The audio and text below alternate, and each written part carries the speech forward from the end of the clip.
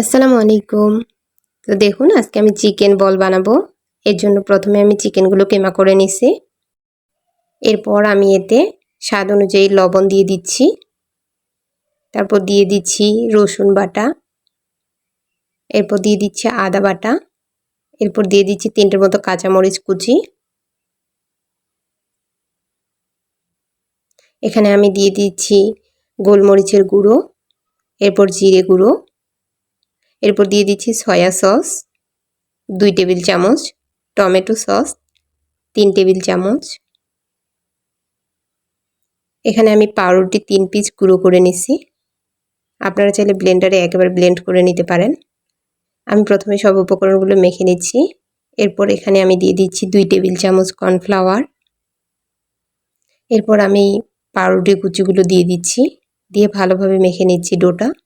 দেখুন ডোটা মাখা হয়ে গেছে। এরপর আমি হাতে ভালোভাবে তেল দিয়ে মেখে নিচ্ছি।